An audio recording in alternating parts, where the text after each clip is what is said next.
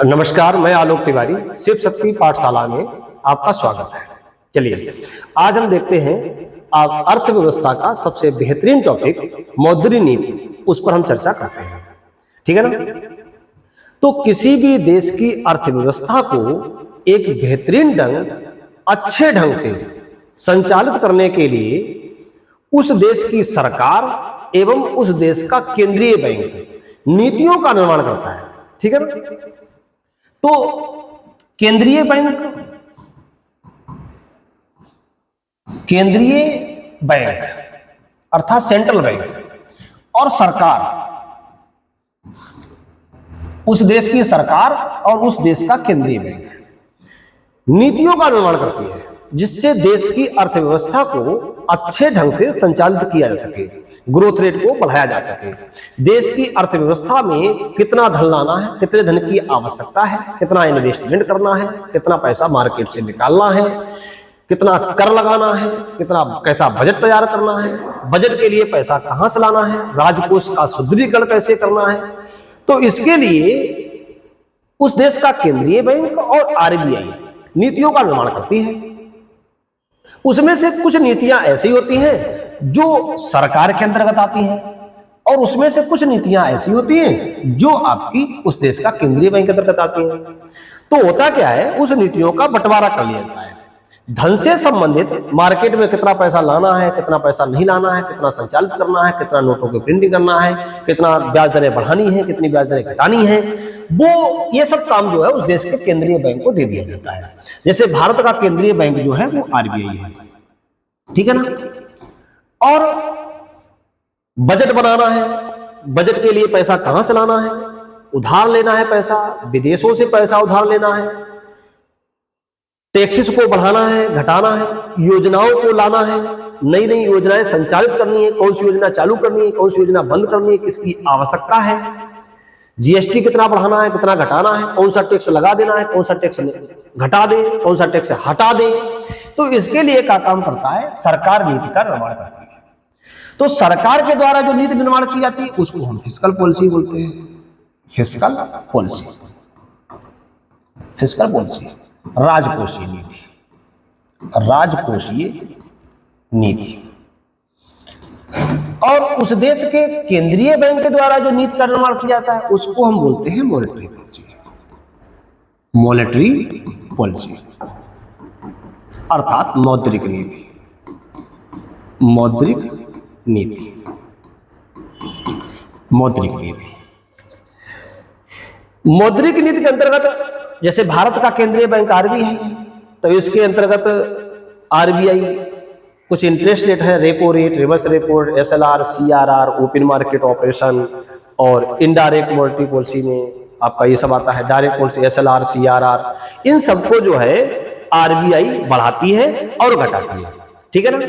और बजट तैयार करना है, पैसा कहां से लाना है, कितना पैसा लाना है, कितना पैसा विदेशों से उधार लाना है, कौन से टैक्स लगाने हैं, बढ़ाने हैं, घटाने हैं, ये सब काम जो है राजकोषीय नीति के अंतर्गत आते हैं। एग्जाम में क्वेश्चन आता है कि निम्न में से ऐसा कौन सा टर्म है जो फिस्कल पॉलिसी के अंतर्गत आता है, या कभी कभी एग्जाम में आता है निम्न में से ऐसा कौन सा टर्म है जो आपका मौद्रिक नीति के अंतर्गत आता है। तो उस देश के केंद्रीय बैंक के द्वारा जिस नीति का निर्माण किया जाता है, जो भी कार्य किए जाते हैं वो सब मॉनेटरी पॉलिसी के अंतर्गत आते हैं। एक बात याद रख लीजिएगा, जब आपको याद ना करना हो, आसानी से समझा जाना है कि क्या करें कि हमें एग्जाम में सही क्वेश्चन करना है और ज्यादा जो है याद भी ना करना पड़े, तो ध्यान रखिएगा, इतना याद रखिएगा कि जब एग्जाम देते हो तो ये बात विचार करिएगा, अपने हृदय में लाइएगा कि ये काम सरकार कर रही है कि ये काम उस देश का केंद्रीय बैंक कर रहा है। अगर कोई भी कार्य उस देश के केंद्रीय बैंक के द्वारा किया जा रहा है तो वो टर्म मॉनेटरी पॉलिसी के अंतर्गत आएगा। और अगर वो टर्म सरकार के द्वारा काम किया जा रहा है, कोई भी काम, ध्यान रखिएगा, कोई भी काम अगर सरकार के द्वारा किया जा रहा है तो उसे हम फिस्कल पॉलिसी कहते हैं। बात समझ में आई? देखते हैं, ये देखिए, किसी भी देश की अर्थव्यवस्था को अच्छे ढंग से संचालित करने के लिए उस देश का केंद्रीय बैंक, जैसे भारत का केंद्रीय बैंक कौन है? आरबीआई, अमेरिका का केंद्रीय बैंक फेडरल रिजर्व, उसी प्रकार से हर देश का अलग अलग केंद्रीय बैंक होता है। तो याद रखिएगा, भारत का जो सेंट्रल बैंक है या फिर केंद्रीय बैंक है वो आरबीआई है, ठीक है ना। तो भारत का केंद्रीय बैंक उस देश की सरकार नीतियों का निर्माण करता है, पॉलिसीज का निर्माण करता है। केंद्रीय बैंक द्वारा जिस नीति का निर्माण किया जाता है उसे हम मॉनेटरी पॉलिसी कहते हैं, अर्थात मौद्रिक नीति कहते हैं। एवं सरकार के द्वारा जिस नीति का निर्माण किया जाता है उसे हम फिस्कल पॉलिसी कहते हैं, अर्थात राजकोषीय नीति कहते हैं। यहां तक बात क्लियर हुई? आगे चलते हैं। देखिए, मॉनेटरी पॉलिसी। तो मॉनेटरी पॉलिसी हमने बताया क्या होता है। मॉनेटरी पॉलिसी किसी भी देश के केंद्रीय बैंक के द्वारा जिस नीति का निर्माण किया जाता है उसे हम मॉनेटरी पॉलिसी कहते हैं। मॉनेटरी पॉलिसी के प्रकार कितने होते हैं? तो मॉनेटरी पॉलिसी के मुख्य रूप से दो प्रकार होते हैं, टाइप्स ऑफ मॉनेटरी पॉलिसी, ध्यान रखिएगा। एक्सपेंशनरी मॉनेटरी पॉलिसी अर्थात विस्तारवादी, और कॉन्ट्रैक्शनरी मॉनेटरी पॉलिसी अर्थात संकुचनशील। इसके अंतर्गत क्या होता है? मार्केट में पैसा बढ़ा दिया जाता है, विस्तार किया जाता है। इसके अंतर्गत बाजार में पैसा बढ़ाया जाता है, अर्थात पैसा का विस्तार किया जाता है। इसके अंतर्गत पैसे को संकुचित किया जाता है, इकट्ठा किया जाता है। मार्केट में मनी का प्रवाह है, मार्केट में मनी की तरलता है, उसको कम किया जाता है। इसके अंतर्गत एक्सपेंशनरी मॉनेटरी पॉलिसी होती है, देखिए, इकोनॉमी अर्थात मार्केट में, बाजार में मनी सप्लाई को बढ़ा दिया जाता है। इसके अंतर्गत बाजार में रुपए को, धन को बढ़ा दिया जाता है। मॉनेटरी पॉलिसी कुछ टर्म है, जैसे कि bank rate, MSF, repo rate, reverse repo rate, SLR, CRR. इन टर्मों को आरबीआई मॉनेटरी पॉलिसी की समीक्षा के अंतर्गत इन टर्मों को आरबीआई घटा देती है। जब इन टर्मों को घटाती है तो बाजार में लोन सस्ता मिलता है, अर्थात इसे सस्ते धन की नीति कहते हैं, चीप मनी पॉलिसी कहते हैं। अर्थात इकोनॉमिक ग्रोथ को पुनर्जीवित करने के लिए ऐसा किया जाता है। जब बाजार में उस देश की अर्थव्यवस्था घट रही होती है, बाजार में पैसा कम होता है, कारपोरेट के पास, अन्य लोगों के पास इन्वेस्ट करने के लिए पैसा कम होता है, तो होता क्या है? उस देश का केंद्रीय बैंक इन टर्मों को घटा करके, खासतौर से रेपो रेट वगैरह को घटा करके मार्केट में पैसा को बढ़ाती है, और आरबीआई बैंकों से यह कहता है कि हम आपको सस्ता दे रहे हैं, आप भी लोगों को सस्ता दीजिए। जब लोगों को सस्ता लोन मिलता है तो मार्केट में लोग इन्वेस्टमेंट अधिक मात्रा में करते हैं। जब बैंक को लोन सस्ता मिलेगा तो बैंक लोगों को सस्ता देगा, कारपोरेट को सस्ता देगा, इंडस्ट्री को लोन सस्ता देगा, तो लोग इन्वेस्टमेंट ज्यादा करेंगे। तो जब इन्वेस्टमेंट ज्यादा करेंगे तो इकोनॉमी की क्या होगी? ग्रोथ होगी, अर्थात उस देश की जीडीपी क्या होगी? बढ़ेगी, ग्रॉस डोमेस्टिक प्रोडक्ट में प्रोग्रेस होगी। तो जब जीडीपी बढ़ेगी तो कहा गया है कि इकोनॉमी को पुनर्जीवित करने के लिए ऐसा किया जाता है। देश की अर्थव्यवस्था जब रिसेशन के दौर में पहुंचने की संभावना होती है तो उसको दोबारा फिर से बढ़ाने के लिए, मंदी को कम करने के लिए इन टर्मों को घटा करके आरबीआई एक्सपेंशनरी मॉनेटरी पॉलिसी के अंतर्गत डेवलपमेंट करवाती है। इसके ठीक विपरीत कॉन्ट्रैक्शनरी, जब मार्केट में पैसा बढ़ रहा होता है, जब मार्केट में मनी की तरलता बढ़ रही होती है, तो आरबीआई का काम करता है इन टर्मों को बढ़ा देती है। रेपो रेट को बढ़ा दिया, तो जब रेपो रेट को बढ़ा दिया जाएगा तो लोन बैंक आरबीआई बैंकों को लोन महंगा देगा। जब आरबीआई बैंकों को लोन महंगा देगा तो बैंक भी अपने कस्टमर को लोन महंगा देगा। जब कस्टमर को लोन महंगा मिलेगा तो लोग जो है बैंक से पैसा कम लेंगे उधार। जब पैसा कम उधार लेंगे तो इन्वेस्टमेंट कम होगा, इन्वेस्टमेंट कम होगा तो जीडीपी घटने की क्या होती है? संभावना रहती है। लेकिन इसके साथ ही साथ होता क्या है? महंगाई कम हो जाती है। तो दे रखा है इकोनॉमी अर्थात बाजार में मनी सप्लाई को कम करने के लिए ऐसा किया जाता है। इसे महंगे धन की नीति कहते हैं, अर्थात डियर मनी पॉलिसी कहते हैं। इसका प्रयोग महंगाई को कम करने के लिए किया जाता है। तो जब बाजार में महंगाई बढ़ रही होती है तो ऐसा किया जाता है। और जब आरबीआई ये देखती है कि महंगाई तो कम हो गई है लेकिन जीडीपी घटने लगी है, ग्रोथ रेट घटने लगी है, तो आरबीआई मॉनेटरी पॉलिसी की समीक्षा दोबारा फिर से करती है। और समीक्षा करती है तो उसके अंतर्गत एक आरबीआई का काम करती है, इन टर्म को घटा देती है। घटा करके मार्केट में पैसा बढ़ाया जाता है। तो एग्जाम में आपको क्वेश्चन पूछा जाता है कि जब आरबीआई मॉनेटरी पॉलिसी की समीक्षा करती है और समीक्षा के अंतर्गत इनमें से किसी भी टर्म को जो घटा देती है तो उसे क्या कहते हैं? घटाती है तो चीप मनी पॉलिसी कहते हैं, बढ़ा देती है तो डियर मनी पॉलिसी कहते हैं, और मॉनेटरी पॉलिसी के सर्वे में ना घटाया जाए ना बढ़ाया जाए तो क्या कहते हैं? तो उसे डोबिस पॉलिसी कहते हैं। ध्यान रखिएगा, मॉनेटरी पॉलिसी का सर्वे हो और सर्वे में इनमें से किसी भी टर्म को घटाया जाए तो चीप मनी पॉलिसी, बढ़ाया जाए तो डियर मनी पॉलिसी, ना बढ़ाया जाए ना घटाया जाए तो क्या कहते हैं? डोबिस पॉलिसी कहते हैं। इतना समझ में आया? आगे चलते हैं।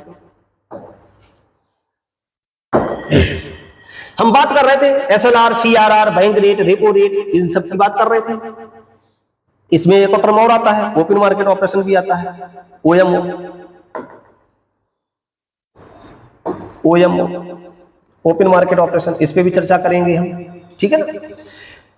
तो मॉनेटरी पॉलिसी के टूल्स, उपकरण, तो मॉनेटरी पॉलिसी के दो उपकरण हैं, एक मात्रात्मक मॉनेटरी पॉलिसी और एक गुणात्मक मॉनेटरी पॉलिसी, क्वांटिटेटिव और क्वालिटेटिव। क्वालिटेटिव मॉनेटरी पॉलिसी में 5 पिलर आते हैं, कहीं कहीं 4 लिखे रहते हैं। तो ध्यान रखिएगा, आपके परीक्षा में क्वेश्चन पूछा जाता है कि निम्न में से कौन सा टर्म क्वालिटेटिव मॉनेटरी पॉलिसी के अंतर्गत आता है, निम्न में से कौन सा टर्म क्वांटिटेटिव मॉनेटरी पॉलिसी के अंतर्गत आता है। तो जो परसेंटेज में आते हैं वो क्वांटिटेटिव होते हैं, और जिससे क्वालिटी का डेवलपमेंट होता है उसे क्वालिटी मॉनेटरी पॉलिसी कहते हैं। जैसे कि शाखा नियंत्रण, क्रेडिट क्रिएशन, मार्जिन आवश्यकताएं, मार्जिन रिक्वायरमेंट, नैतिक बाध्यताएं, मोरल सुएशन, विभेदक ब्याज दर, डिफरेंशियल इंटरेस्ट रेट, प्रत्यक्ष कार्रवाई, डायरेक्ट एक्शन। होता क्या है आगे चर्चा करेंगे, लेकिन उससे पहले हम चर्चा करते हैं मात्रात्मक मॉनेटरी पॉलिसी की। मात्रात्मक monetary policy direct monetary policy और इनडायरेक्ट मॉनेटरी पॉलिसी।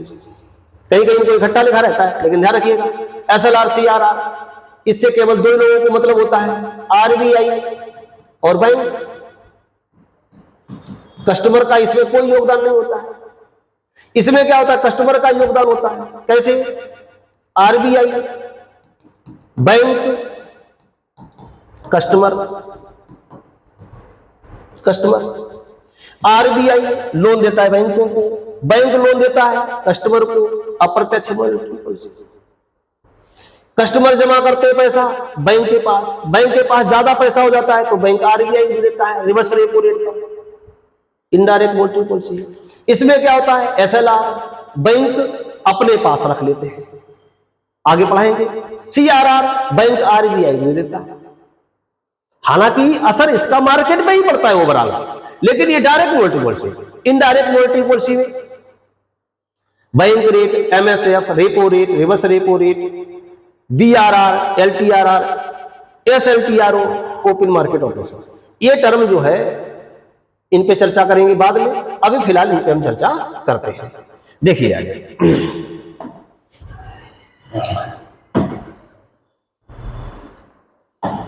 देखिए चर्चा करते हैं हम MSF, bank rate,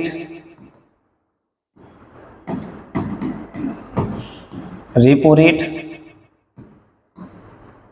reverse repo rate, interpret, इन पे चर्चा हम करते हैं। तो ध्यान रखिएगा, जिस इंटरेस्ट रेट पर, ध्यान रखिएगा थोड़ा कम समझ में आ जाएगा, बहुत आसान से आएगा। देखिए जिस इंटरेस्ट रेट पर आरबीआई बैंकों को लोन देता है उसे एमएसएफ कहते हैं। जिस इंटरेस्ट रेट पर आरबीआई बैंकों को लोन देता है बैंक रेट कहते हैं। जिस इंटरेस्ट रेट पर आरबीआई बैंक को पैसा उधार देता है रेपो रेट कहते हैं। जिस इंटरेस्ट रेट पर आरबीआई बैंक से पैसा उधार लेते हैं रिवर्स रेपो रेट कहते हैं। इनमें अंतर क्या है इसको समझिएगा, परिभाषा तीनों की सेम है। जिस इंटरेस्ट रेट पर आरबीआई बैंक को पैसा उधार देता है, अंतर क्या है? एक दिन के लिए पैसा उधार देता है, एक दिन के लिए, रात भर के लिए पैसा उधार देता है, एमएसएफ कहते हैं, मार्जिनल स्टैंडिंग फैसिलिटी कहते हैं, marginal standing facility. Bank rate क्या होता है? बैंक रेट 90 दिन से अधिक दिनों के लिए, जब बैंक को 90 दिन से अधिक दिनों के लिए पैसा उधार लेना होता है तो बैंक रेट कहते हैं, तो बैंक रेट लेता है। वर्तमान में आरबीआई बैंक रेट पर बैंकों को पैसा उधार नहीं देता है, इसका प्रयोग करता ही नहीं है। अब जो पैसा उधार देता है वो रेपो रेट में देता है, रेपो रेट पर। अगर पैसा 1 से लेकर के 14 दिन तक के लिए पैसा उधार चाहिए तो आरबीआई रेपो रेट पर बैंकों को पैसा उधार देता है। तो ध्यान रखिएगा, परिभाषा तीनों की सेम है, लेकिन अंतर सिर्फ क्या है, 1 दिन के लिए पैसा उधार देता है एमएसएफ, 90 दिन से अधिक दिनों के लिए पैसा उधार देता है बैंक रेट, 1 दिन से 14 दिन के लिए पैसा उधार देता है तो रेपो रेट। और जिस इंटरेस्ट रेट पर लिमिटेड टाइम पीरियड के निश्चित समय, कितना भी समय हो सकता है, निश्चित समय के लिए आरबीआई बैंकों से पैसा उधार लेता है, उसे हम रिवर्स रेपो रेट कहते हैं। चलते हैं, अगर एग्जाम में आपके क्वेश्चन पूछ दिया जाए कि जिस इंटरेस्ट रेट पर आरबीआई बैंकों को पैसा उधार देता है उसे क्या कहते हैं, इतना ही पूछा जाए, केवल इतना, समय पीरियड ना दिया जाए, टाइम पीरियड ना दिया जाए, केवल इतना क्वेश्चन आ जाए कि जिस इंटरेस्ट रेट पर आरबीआई बैंकों को पैसा उधार देता है तो उसे क्या कहते हैं, तो उसे बैंक रेट कहते हैं। ध्यान रखिएगा ये बात। आप प्री में क्वेश्चन पूछ दिया जाए, सीधा सीधा क्वेश्चन पूछ दिया जाए तो आप यही कहेंगे बैंक रेट, लेकिन डिस्क्रिप्टिव में क्वेश्चन पूछा जाए तो आप इस बात को लिख सकते हो कि बैंक रेट सुविधा को अमूमन वर्तमान समय में आरबीआई लोन देने के लिए प्रयोग नहीं करता है, रेपो रेट का प्रयोग करता है अधिक मात्रा में। किस पे प्रयोग करता है, रेपो रेट। होता क्या है रेपो रेट, इतना समझ में आया। अगर 1 दिन के लिए पैसा उधार चाहिए तो एमएसएफ, 1 दिन के लिए पैसा उधार चाहिए, अगर 1 दिन के लिए पैसा चाहिए तो एमएसएफ। होता क्या एमएसएफ समझ लेते हैं पहले।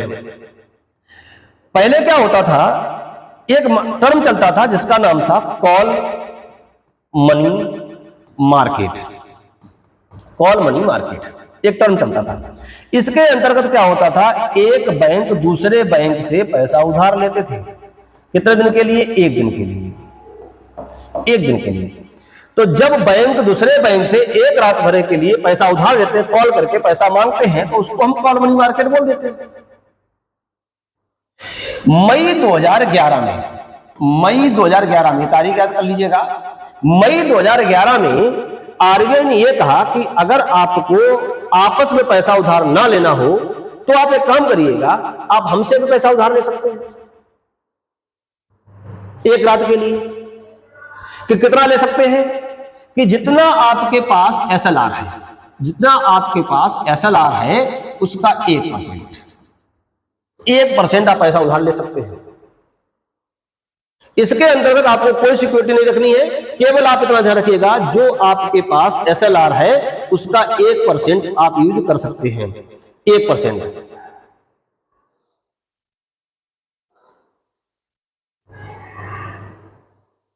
कितना ले सकते हैं, 1% आप पैसा उधार ले सकते हैं। 1 दिन के बाद आप पैसा वापस कर दीजिएगा। यदि एक बैंक दूसरे बैंक से लेना चाहे तो ले सकता है, कॉल मनी पर भी ले सकता है, लेकिन आरबीआई ने यह कहा कि अगर आप आपस में ना ले पा रहे हो, आपको पैसा मिलने में समस्या आ रही हो, तो आप क्या करें, एमएसएफ पर हम पे ले लेंगे, उसके बदले में आपको हमें ब्याज देना होगा। वर्तमान में इसका जो ब्याज चल रहा है वो 6.75% चल रहा है। ये भी चल रहा है 6.75%, ये चल रहा है 6.50%, ये चल रहा है 3.35%। ये टर्म बढ़ते करते रहते हैं। आप जब भी परीक्षा देने जाएं तो अपडेट होकर के जाएं। अभी वर्तमान में इतना % चल रहे हैं, ध्यान रखिएगा। अमूमन एमएसएफ बैंक रेट जो होता है वो रेपो रेट से थोड़ा अधिक रहता है, रिवर्स रेपो रेट कम रहता है, क्योंकि आरबीआई जो बैंकों से पैसा उधार देता है वो कम ब्याज देता है और जो बैंक लेने जाते हैं तो अधिक ब्याज देते हैं। जैसे हम लोग भी देखा होगा कि जब हम लोग बैंकों के पास जाते हैं और जमा करने के लिए सेविंग अकाउंट पे या आरडी एफडी भी करते हैं, तो बैंक हमको जो लोन देता है वो लगभग तो 6 या 6.5% देता है अधिकतम एफडी वगैरह पे, और सेविंग अकाउंट पे तो आप देख रहे होंगे लगभग तो 3% के आसपास जो है ब्याज देता है, ठीक है ना, सेविंग अकाउंट पे। और वही अगर हम लोग लेने जाते हैं बैंकों के पास तो पर्सनल लोन पे लगभग तो 13% चल रहा है, होम लोन भी लगभग 9% के आसपास चल रहा है। तो जब हम बैंकों के पास जाते हैं तो बैंक हमको जो है लोन महंगा देता है, हम जब जाते हैं पैसा देने के लिए तो हमको बैंक ब्याज कम देता है।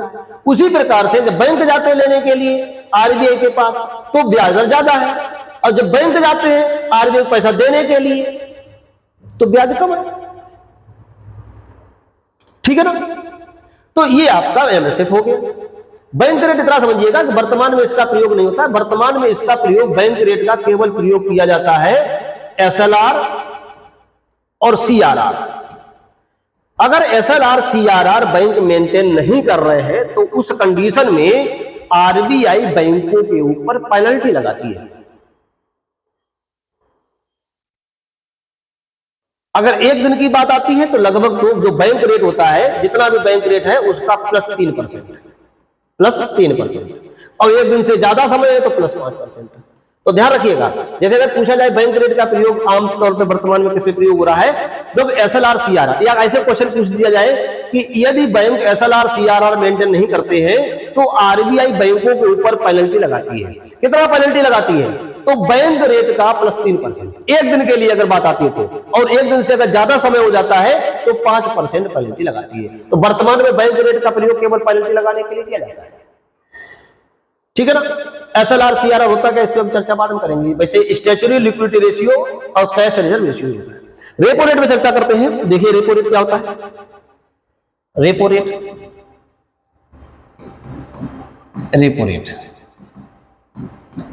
इसका दूसरा नाम है रीपरचेजिंग ऑप्शन रेट। क्यों है रीपरचेजिंग ऑप्शन रेट? देखिए ये रहा रीपरचेजिंग ऑप्शन रेट, इसका दूसरा नाम है रीपरचेजिंग ऑप्शन रेट। देखिए रीपरचेजिंग ऑप्शन रेट, रेपो रेट मतलब रीपरचेजिंग ऑप्शन रेट, पुनर्खरीद क्या होता है देखिएगा, हम देखते हैं। रेपो रेट को अच्छे समझ लीजिएगा, इसको वर्तमान में पॉलिसी रेट कहते हैं। देखिए रेपो रेट क्या है? रेपो रेट 1992 में आया रेपो रेट, लेकिन इसको जो है 2011 से इसको जो है पॉलिसी रेट का नाम दे दिया गया। पॉलिसी रेट अर्थात नीतिगत ब्याज दर, नीतिगत ब्याज दर भी कहते हैं। तो पहले पॉलिसी रेट में बैंक रेट का प्रयोग करते थे, 2011 से इसमें पॉलिसी रेट का प्रयोग कर रहे हैं, क्योंकि रेपो रेट पे ही लोन दिया जाता है। होता क्या समझिएगा, इसको रेपो रेट समझ लीजिएगा अच्छे से। आरबीआई है, बिल्कुल सेम ऐसा ही रहता है सब में, चाहे बैंक रेट हो, चाहे एमएसएफ हो, चाहे आपका बैंक रेपो रेट हो। रेपो रेट समझते हैं? तो बैंक है, बैंकों को आरबीआई से लोन चाहिए, तो आरबीआई बैंकों को लोन देगा। इसके बदले में आरबीआई बैंक से कहता है आप हमें सिक्योरिटी दीजिएगा, इसके बदले में आप हमें क्या काम करिएगा, सिक्योरिटी दीजिएगा, प्रतिभूतियां दीजिएगा। तो होता क्या है, जितने समय के लिए, खासतौर से 1 से लेकर 14 दिन तक के लिए, 1 से लेकर 14 दिन, इसको शॉर्ट टर्म लोन भी कहते हैं, शॉर्ट टर्म लोन भी कहते हैं, शॉर्ट टर्म लोन। तो 1 से लेकर 14 दिन तक के लिए जब बैंकों को आरबीआई से पैसा उधार लेना होता है तो आरबीआई का काम करता है, बैंक से कहता है आप हमें सिक्योरिटी दीजिएगा, तो सिक्योरिटी देता है। सिक्योरिटी के बदले में आरबीआई बैंकों को लोन देता है। जितना समय होता है, 1 दिन, 2 दिन, 3 दिन, 4 दिन, अधिकतम 14 डेज। यहां पे आपका बैंक रहा, ये रहा आपका आरबीआई। 1 दिन के बाद, 2 दिन के बाद, अधिकतम 14 दिन के बाद बैंक का काम करता है आरबीआई का लोन वापस कर दिया। लोन जो लिया था वो वापस, लोन वापस कर दिया, तो आरबीआई सिक्योरिटी रखे क्या करेगा, आरबीआई सिक्योरिटी वापस कर देता है। आरबीआई सिक्योरिटी क्या कर देता है, वापस कर देता है। प्रतिभूतियां जो ली होती हैं वो वापस कर देती है आरबीआई। जब प्रतिभूतियों को वापस कर देती है तो ध्यान रखिएगा, जितने भी समय के लिए बैंक को आरबीआई से पैसा लेना होता है तो पैसा ले लिया, सिक्योरिटी रख दी, उतना टाइम पीरियड होने पर आरबीआई ने क्या काम किया, सिक्योरिटी वापस कर दी, लोन ले अपना ले लिया। रीपरचेजिंग ऑप्शन रेट क्यों कहते हैं? क्योंकि इसके अंतर्गत आरबीआई ये कहता है कि हम आपको लोन नहीं दे रहे हैं, हम क्या काम कर रहे हैं, आपकी सिक्योरिटी को ले रहे हैं। अमाउंट पहले ही फिक्स हो जाता है, जैसे कि मतलब आरबीआई ने कहा कि इतने समय के बाद आप हमें इतना पैसा देंगे, मान लीजिएगा 90 रुपए आपने ली, टाइम पीरियड पूरे होने पे बैंक ने कहा कि हम 100 रुपए लेंगे, तो 90 रुपए पे सिक्योरिटी को खरीदा, 100 रुपए पे आरबीआई ने क्या काम किया, इसको बेच दिया। तो पहले आरबीआई ने इसको खरीदा, बैंकों ने बेचा, दोबारा फिर से क्या काम किया, बैंक ने आरबीआई से पैसा दे दिया और उस सिक्योरिटी को वापस कर लिया। इसीलिए इसको दूसरा नाम दे देते हैं रीपरचेजिंग ऑप्शन रेट, पुनर्खरीद। मतलब पहले क्या काम किया, बेचा, फिर बाद में खरीद लिया। बात समझ में नहीं आई, इसीलिए इसको रीपरचेजिंग ऑप्शन रेट कहते हैं। इसको हम पॉलिसी रेट कहते हैं। 1 से 14 दिन हो सकता है इसका समय पीरियड, 1 दिन, 2 दिन, 3 दिन, 4 दिन, अधिकतम 14 दिन, ठीक है ना। तो ये आपका हो गया रेपो रेट। ठीक, तो जिस इंटरेस्ट रेट पर आरबीआई बैंकों को कम समय के लिए, लॉन्ग टाइम के लिए देता है तो आपका बैंक रेट है, और कम समय के लिए देता है तो उसे क्या कहते हैं? रेपो रेट कहते हैं। लेकिन ध्यान रखिएगा, बैंक रेट का प्रयोग वर्तमान में कम किया जा रहा है। सॉरी, समझ में आया? आगे देखते हैं reverse repo rate. Reverse repo rate जो होता है इसका ठीक विपरीत होता है। ये आपका आरबीआई है, ये आपका बैंक है, ये आपका आरबीआई, ये आपका बैंक है। इसको याद नहीं करना, ध्यान रखिएगा, याद करने की कोई आवश्यकता नहीं है, याद करने की कोई आवश्यकता नहीं है। बैंकों के पास रुपया ज्यादा, ध्यान रखिएगा, बैंकों के पास पैसा ज्यादा। बैंक क्या करेगा? उस पैसे को मार्केट में देगा, मार्केट में फालतू मनी की लिक्विडिटी को बढ़ाएगा, मार्केट में पैसा बढ़ेगा, लिक्विडिटी बढ़ जाएगी, इन्फ्लेशन का खतरा, रुपए की वैल्यू डाउन। आरबीआई का काम करता है, ये कहता है कि आपके पास ज्यादा पैसा है, पैसा आप हमें दे दीजिएगा। आरबीआई ने पैसा का काम लिया? आरबीआई ने पैसा ले लिया। आरबीआई ने पैसा ले लिया किससे? बैंकों से। निश्चित टाइम के लिए, लिमिटेड टाइम होता है इसमें, लिमिटेड टाइम, जितना भी तय हो जाए, लिमिटेड टाइम। पहले ही बैंक कहेगा कि हम इतने दिन के लिए ले रहे हैं, लिमिटेड टाइम पीरियड के लिए। उतना टाइम पीरियड होने पर क्या काम करता है? आरबीआई बैंकों को पैसा वापस कर देता है। उस पर जो है आरबीआई ब्याज देता है। क्या देता है? ब्याज देता है। तो जब आरबीआई को पैसे की आवश्यकता, ऐसा लिखा रहता है जिस इंटरेस्ट रेट पर आरबीआई बैंक को पैसा उधार लेता है, तो आरबीआई बैंकों से पैसा कभी उधार नहीं लेता है। पहले थोड़ा समझिएगा, बैंक कभी भी कस्टमर के पास चल के नहीं जाता है, नहीं कहता जाके कस्टमर पैसा हमें दूंगा। जब लोगों के पास पैसा ज्यादा होता है तो जाते हैं लोग बैंक के पास पैसा जमा करने के लिए। इसीलिए बैंक जो है अपने हिसाब से लगभग 3% ब्याज देता है। लिमिटेड टाइम पीरियड कर देता है, आरडी एफडी कर दिया तो थोड़ा ब्याज ज्यादा दे दिया, आरडी एफडी कर दिया तो ब्याज थोड़ा ज्यादा दे दिया, मान लीजिए 5% दे दिया, इसके 6% दे दिया। उसी प्रकार से जब बैंकों के पास अधिक मात्रा में पैसा होता है तो बैंक जाके क्या काम करते हैं? पैसे को आरबीआई। सर मार्केट में क्यों नहीं देते? मार्केट में तो 13% मिल सकता है, 9% मिल जाएगा होम लोन वगैरह में, गोल्ड लोन मिल जाएगा 9%, तो सर ये दे दे। ये पैसा अगर बैंक देता है मार्केट में अधिक मात्रा में, वैसे देता है, सभी नहीं देता है, अगर अधिक मात्रा में देता है, कम ब्याज दर करके देता है, तो ऐसा संभव है कि ये पैसा हो सकता है वापस ही ना आए। जैसे कि मान लीजिएगा हम लोग मार्केट में पैसा दे दें, हो सकता है पैसा वापस ही ना आए, एनपीए हो जाए, डिफॉल्टर हो जाए। लेकिन ये पैसा बैंकों को जब आवश्यकता पड़ेगी तो मिल जाएगा। उसी प्रकार से हम लोग पैसा बैंक में जमा करते हैं कि हमें जब आवश्यकता होती है तो मिल जाता है। तो जब बैंकों के पास अधिक मात्रा में पैसा होता है तो बैंक का काम करता है आरबीआई देता है, उसके बदले में आरबीआई बैंकों को ब्याज देता है, उसे हम रिवर्स रेपो रेट कहते हैं। बात समझ में नहीं है? आगे चलते हैं, इसके बढ़ने और घटने से फर्क क्या पड़ता है, इस बात पर चर्चा करते हैं। ठीक है ना? इसके बढ़ने और घटने से फर्क क्या पड़ता है ये हम देखते हैं। ठीक, हमने आपको 4 टर्म पढ़ाए अभी, पहले थोड़ा देख लेते हैं, एसएलआर सीआरआर देख लेते हैं, एसएलआर और सीआरआर। ठीक है ना? एसएलआर सीआरआर क्या होता है? स्टैच्यूटरी लिक्विडिटी रेशियो,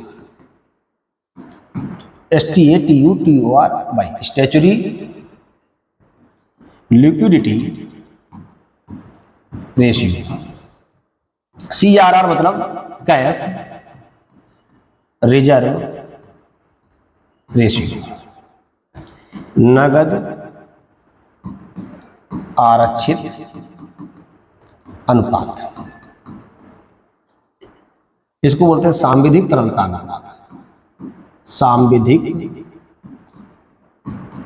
तरलता अनुपात। ठीक,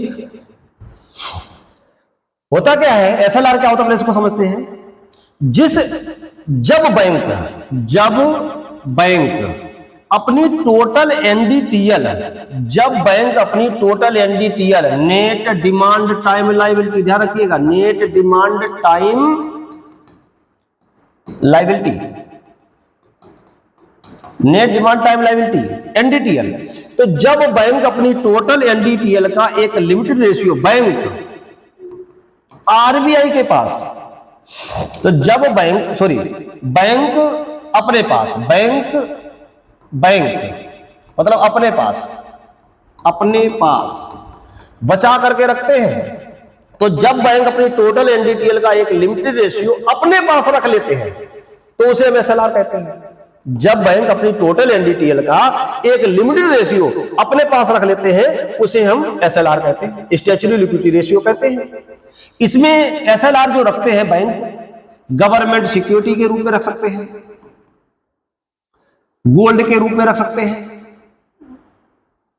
फॉरेन रिजर्व के रूप में रख सकते हैं और कैश के रूप में रख सकते हैं। 4 प्रकार से रख सकते हैं, gold, government securities, foreign reserve मतलब जैसे कि hard currency, dollar, euro, pound, yen, renminbi, ठीक है ना। हार्ड करेंसी जानते होंगे, 5 करेंसी हैं जो हार्ड करेंसी है, अर्थात आईएमएफ की बास्केट की मुद्रा, डॉलर, यूरो, पाउंड, येन और रेनमिनबी। चाइना की मुद्रा है रेनमिनबी, ठीक। इन मुद्राओं को हार्ड करेंसी कहते हैं, आगे पढ़ाएंगे अगले टॉपिक में, ठीक है। तो बैंक का काम करता है government securities, gold, foreign reserve और कुछ मात्रा में कैश के रूप में अपने पास रख सकते हैं। तो जब बैंक अपनी टोटल एनडीटीएल का एक लिमिटेड रेशियो अपने पास रख लेते हैं, एसएलआर कहते हैं। किस रूप में रख सकता है? गवर्नमेंट सिक्योरिटी में रख सकता है, गोल्ड में रख सकता है, फॉरेन रिजर्व में रख सकता है, कैश के रूप में रख लेता है अपने पास।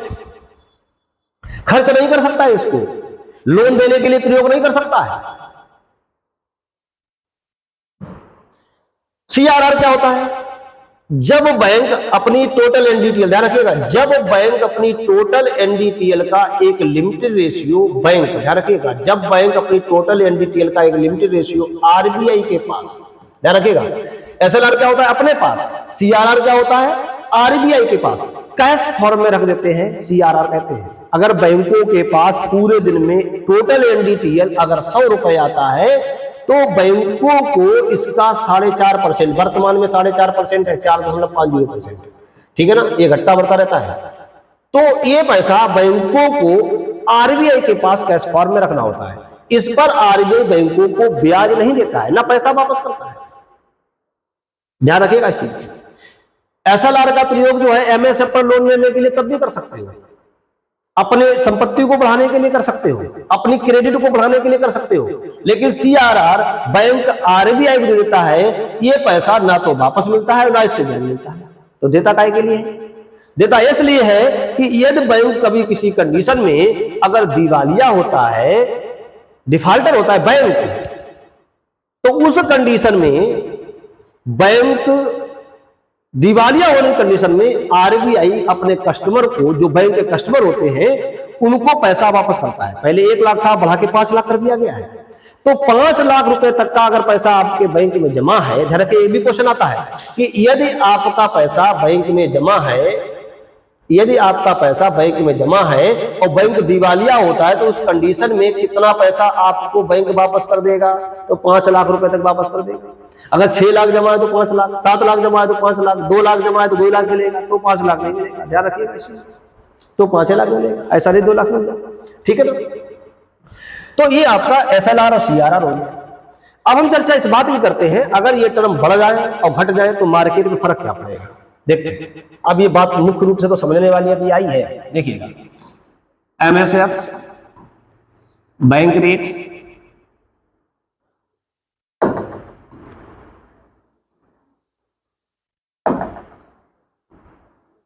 Bank rate, repo rate, reverse repo rate, SLR और सीआरआर, अगर ये बढ़ा दी जाए, इनमें से कोई भी टर्म अगर बढ़ा दिया जाए तो फर्क क्या पड़ेगा? अगर इनमें से कोई भी टर्म बढ़ा दिया जाएगा, जैसे कि हम बात करते हैं MSF, bank rate, repo rate की बात करें, तो जब ये टर्म बढ़ेंगे तो क्या होगा? आरबीआई बैंकों को लोन महंगा देगा, बैंकों को लोन क्या करेगा? महंगा देगा। तो बैंक भी अपने कस्टमरों का काम करेगा, महंगा देगा। तो जब कस्टमर को लोन महंगा मिलेगा, जब कस्टमर को लोन महंगा मिलेगा तो लोग लोन क्या करेंगे? कम लेंगे, ज्यादा लेंगे? कम लेंगे। तो लोगों के पास जो धन है वो क्या होगा? कम हो जाएगा। जब धन कम होगा तो इन्वेस्टमेंट क्या होगा? इन्वेस्टमेंट क्या होगा? कम होगा। डिमांड क्या होगी?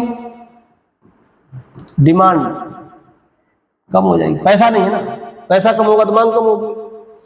जब मांग कम होगी, डिमांड कम होगी, तो महंगाई क्या होगी?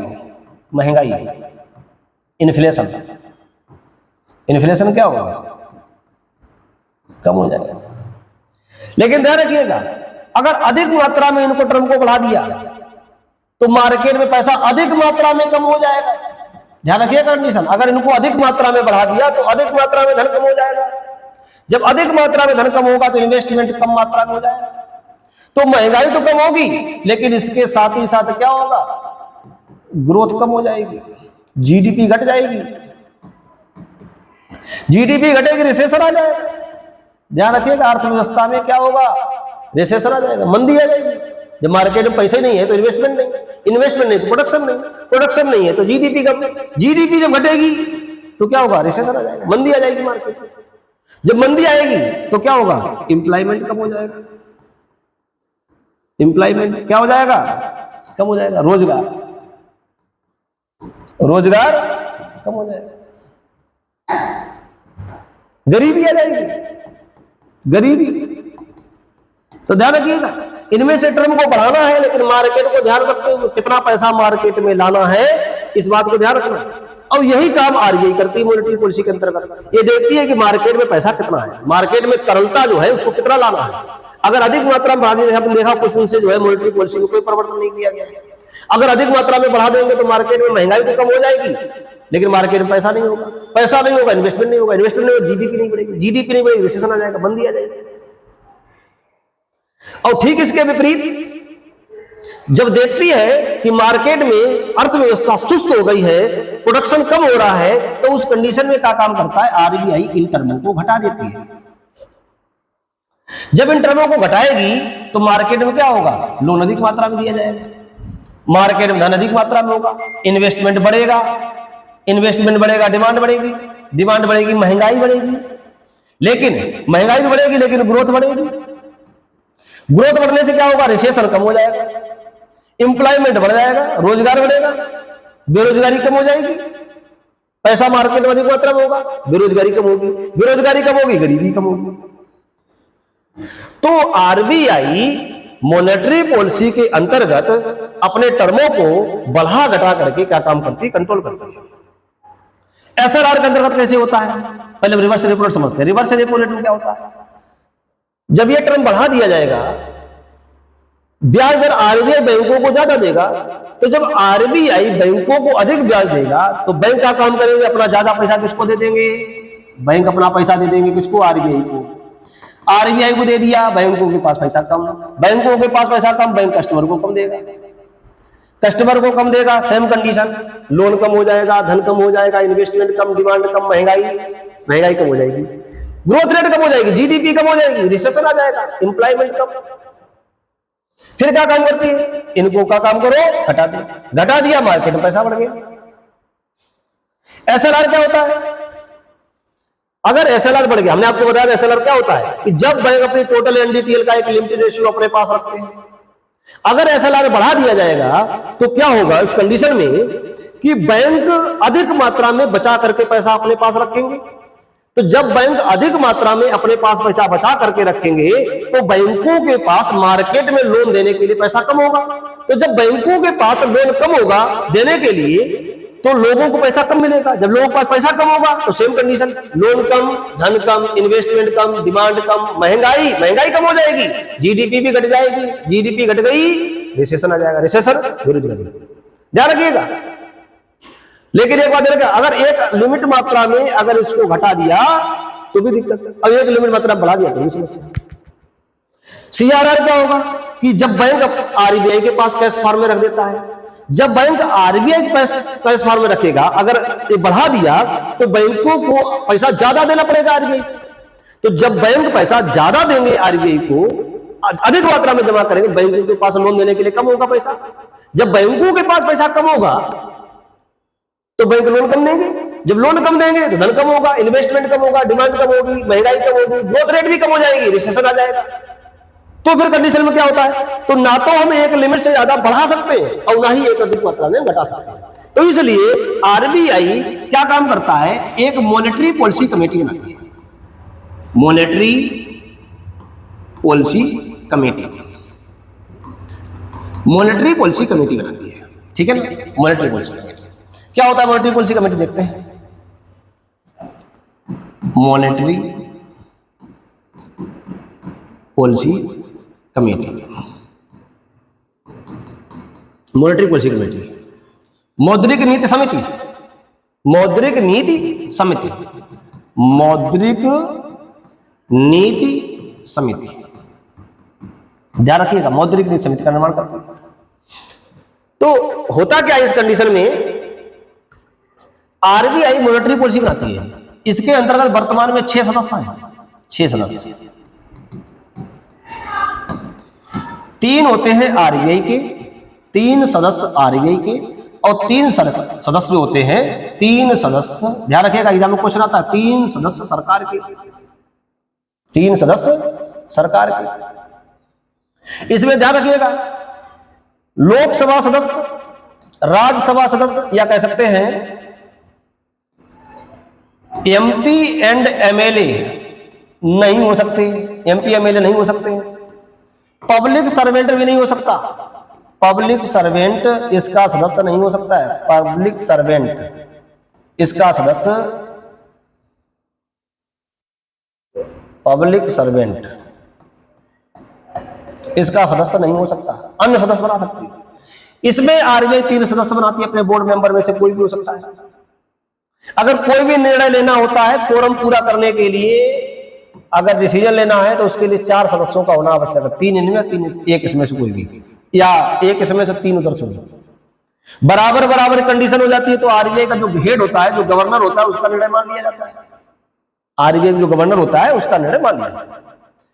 तो मॉनेटरी पॉलिसी कमेटी गठित की जाती है और इसमें यह देखा जाता है कि कितना पैसा मार्केट में लाना है, कितना पैसा मार्केट में कम करना है, कितना पैसा बढ़ाना है, कितना पैसा घटाना है, यह काम मॉनेटरी पॉलिसी कमेटी करती है। इसकी समीक्षा जो होती है वो साल में 6 बार होती है, साल में 6 बार, ध्यान रखिएगा।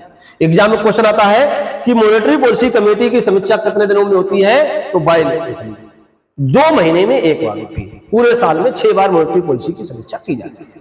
तो यहां तक क्लियर हुआ। तो ये आपका मॉनेटरी पॉलिसी में ये था।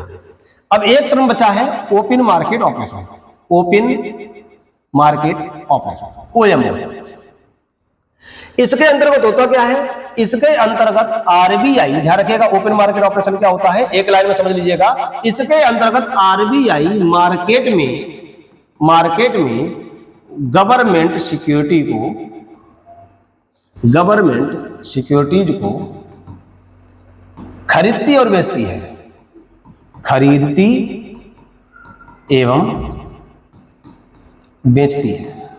तो इसके अंतर्गत आरबीआई मार्केट में गवर्नमेंट सिक्योरिटीज को खरीदती एवं बेचती है, ठीक है ना।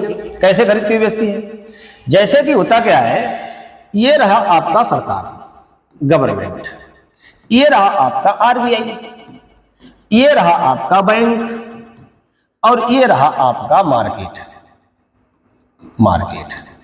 बाजार, ठीक है ना। गवर्नमेंट में कौन है, मान लीजिएगा मोदी जी बैठे हैं इस समय, मोदी जी हो गए, ठीक है ना, मोदी जी हो गए। आरबीआई में कौन बैठा है, आपके गवर्नर साहब बैठे हैं, शक्तिकांत दास जी,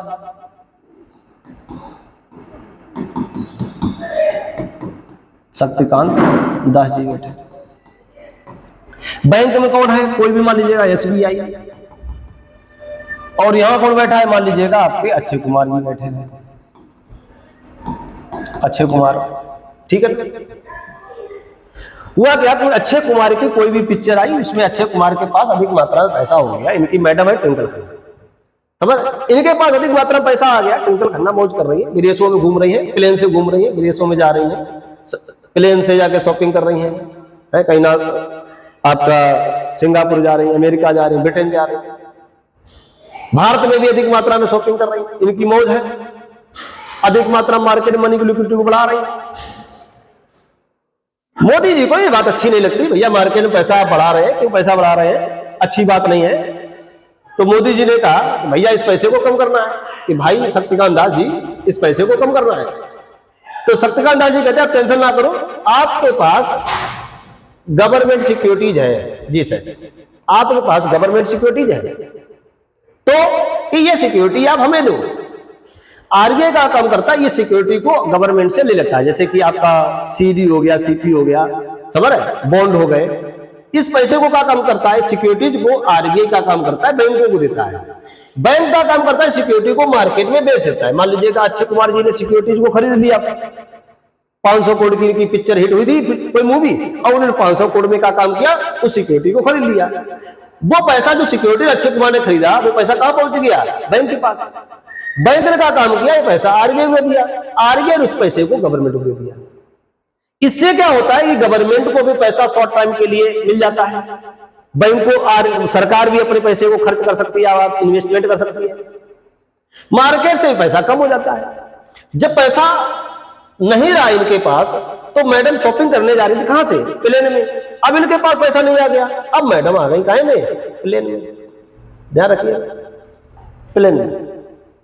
अभी तक तो कहा थी मैडम, प्लेन में, अब मैडम कहां आ गई, प्लेन में। पैसे नहीं, शॉपिंग कहां करने जाओगे, यही कर लीजिएगा आराम से। ध्यान रखिए। तो ध्यान रखिएगा, इसके अंतर्गत आरबीआई क्या काम करती है, गवर्नमेंट सिक्योरिटी जो गवर्नमेंट के पास रखी होती है उसको मार्केट में बेच देती है। जब भी पैसा आपने देखा होगा, बजट में भी जब आता है तो कहता है इतना पैसा डिसइन्वेस्टमेंट से सरकार कमाएगी। डिसइन्वेस्टमेंट, तो डिसइन्वेस्टमेंट क्या होता है, जो सरकार के पास पुरानी संपत्ति होती है उसको मार्केट में बेचती है, और उसको मार्केट में बेच करके पैसा कमाती है। लेकिन वो पैसा क्या होता है, वापस नहीं करना होता है। लेकिन गवर्नमेंट सिक्योरिटीज में क्या होता है कि आरबीआई बैंक के माध्यम से मार्केट में अपनी सिक्योरिटीज को बेच देती है। वो टाइम पीरियड पूरा होने पर क्या काम करती है, सिक्योरिटी उघर लेती है, पैसा उपलब्ध करा देती है। इससे दो लाभ हो जाते हैं कि मार्केट से भी पैसा कम हो जाता है और सरकार को भी पैसा उपलब्ध हो जाता है। इस प्रकार से ओपन मार्केट ऑपरेशन के अंतर्गत आरबीआई गवर्नमेंट सिक्योरिटीज को खरीद करके और बेच करके मार्केट को बैलेंस को करता है। तो हमने आपको दो प्रकार की मॉनेटरी पॉलिसी पढ़ाई, एक डायरेक्ट और एक इनडायरेक्ट। और गुणात्मक मॉनेटरी पॉलिसी क्या होती है, इसके बारे में चर्चा हम लोग नेक्स्ट क्लास में करेंगे। Okay, thank you class.